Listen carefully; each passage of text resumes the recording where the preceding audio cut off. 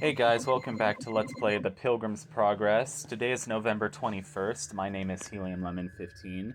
We just beat Giant Despair and we're going to make our way on out of his castle because, thank goodness, because this castle was honestly kind of annoying with all these elephant dudes, but like, ugh, whatever, what are you gonna do?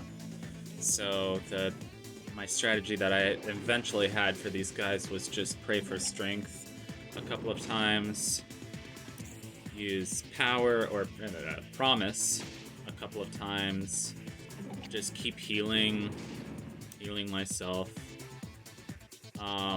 It's kind of funny that we have to fight a few normal enemies on our way out of the castle. It's like, Scott, what are you doing? We put the boss at the end of the castle. You don't make us fight like a normal enemy on our way out of the castle after we fight the boss. But whatever, I'm glad to be done with this place. I gotta level up. Let's level up our wisdom and spirit, or prayer, or something. Ooh, I wonder if you can flip those switches. That would be fun. Here's a here's the outside of the castle. It looks pretty spooky. It's too bad Halloween was 21 days ago because it's pretty fitting for Halloween. These gargoyle things are pretty cool, not gonna lie. They're pretty menacing, but in a way they're really cool. They look like they're made out of like black leather or something. Yes, I know gargoyles are made out of stone. I was just talking to my friend about how, like,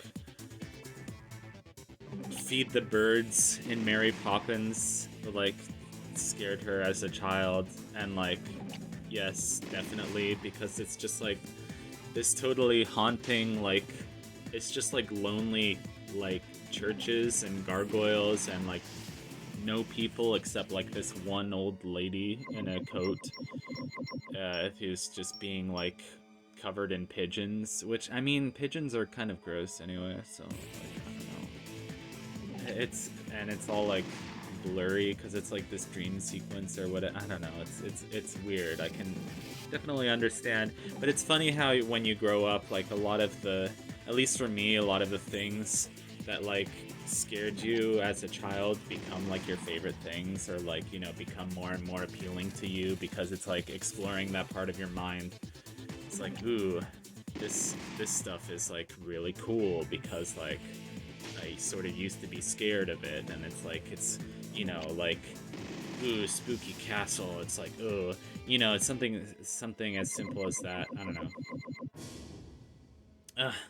I keep finding myself like watching analysis videos of the Mandela catalog and then telling myself I'm not going to think about it because like I don't want to be too freaked out, and then like eventually finding my way back because just sheer curiosity.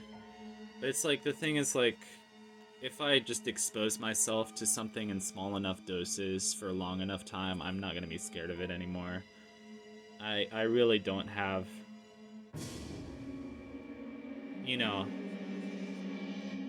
I sometimes, it's kind of a joke, but I say like, oh, I'm not afraid of anything. Like, you know, I'll go up and talk to some famous person, or I'll like cross the street, like as the light's turning to green or red or whatever it is. It's not smart, but like I don't have any fear. I just do it. I'm like, I know I'm gonna make it across. I'm not afraid of doing it. I don't know if that makes sense. And I still don't like horror movies or something, but I don't know. Psychological horror is just something still kind of interesting to me. Um, but yeah, I think with Mandela catalog, Mandela, it's like something that I would have to watch with the sound off because, like, I don't know, just some of the music would creep me out too much. I don't want to get too much into it, but we just made our way back through Bypass Meadow, back to this like happy place with the shining sunlight, but with a bunch of rocks that we gotta jump over. So it's like happy, but it's also difficult at the same time. Kind of like school. Like, it's happy because you're making friends. It's like difficult because, like, I don't know, I have a paper due, but it's not like oh, I have one 8-page paper due in 3 weeks. Well, it's not just that. It's all like all the other stuff happening too. Like, Hello, my fine sir. That's okay. So this guy's name is Ignorance, basically. So he's talking about like, oh, he wants to go to the Celestial City, but he didn't enter through the narrow road, but he didn't know of the narrow whatever. It's a whole thing about like, oh, you can't be ignorant in your faith. You have to do the way that the Bible tells you to. I don't know.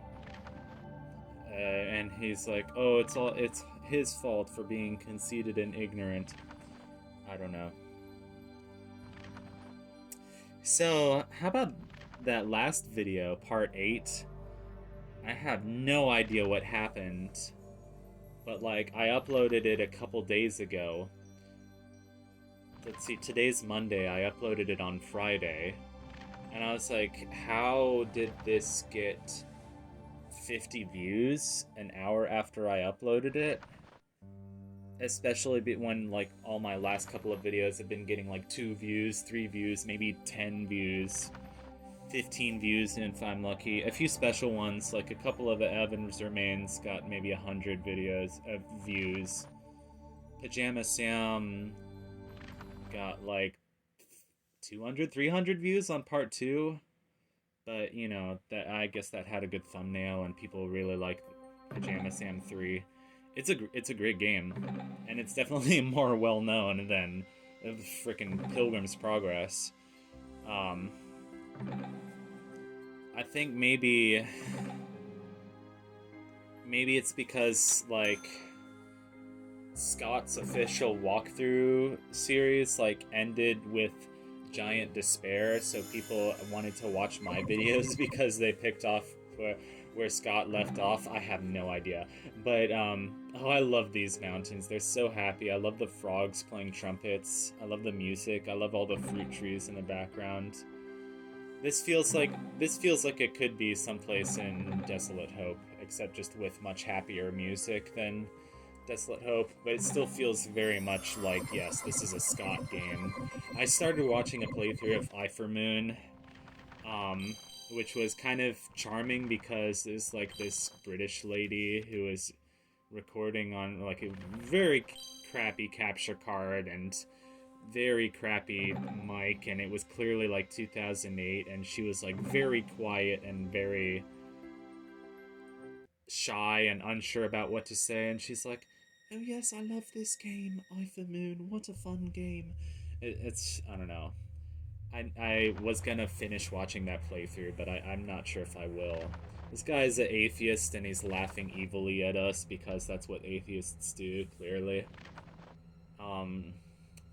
There isn't even such a place to receive you. There's something about him looks kind of like a VeggieTales character when he opens his mouth like that. I still can't believe that, speaking of things that Scott Cawthon has been involved in, I can't believe that whole thing about, like, the Kanye sampling the Glob Glow Gab Galab. And it's like, why is Kanye? Why are there such strange people in the world? Like, I think I'm pretty strange, but, like, at least I'm not an active anti-Semite on social media, and at least I didn't cause talking about Elon Musk for a second, at least I didn't cause like a pharmacy to like lose billions of dollars.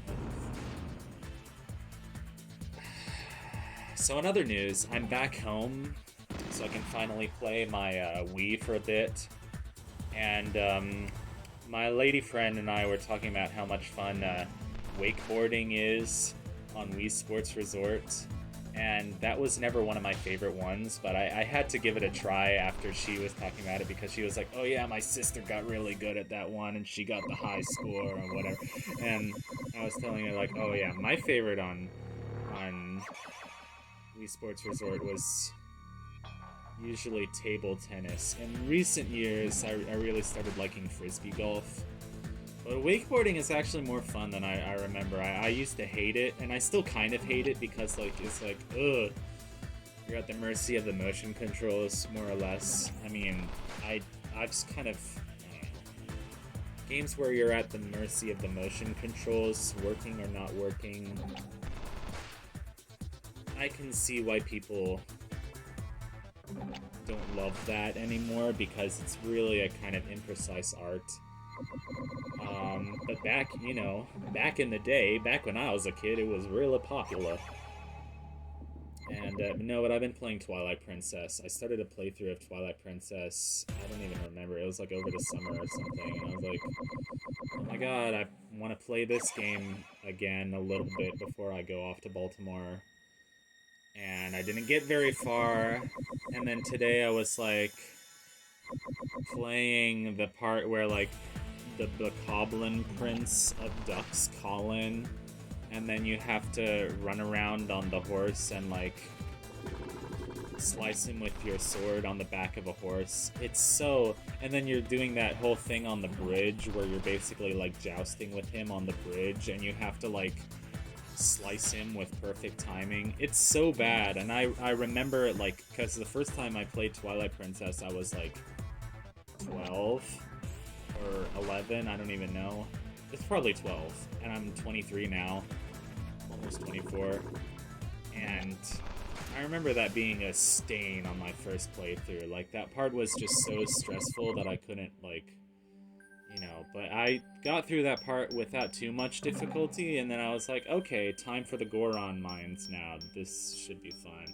I actually do like Goron Mines, and I do like Lakebed Temple quite a bit, and I do like Arbiter's Grounds, Snow Peak Ruins, Temple of Time, and City in the Sky. City in the Sky in particular is just has such a wide open feeling, like you're surrounded by clouds and grass and stuff. I really do enjoy video games that give you that kind of feeling. Anyway, so it's spooky time now. So this area is the River of Death. And I'm checking through some of the... We might have to go back to some previous areas, because I do want to get some of those more of those green check marks in my little book. So that means going back a few screens to the mine. And it'd be fun if this game implemented some kind of teleporting or whatever, but that's neither here nor there. I hope you enjoyed this video, and I look forward to seeing you in the next episode of Scott Cawthon's The Pilgrim's Progress. Goodbye.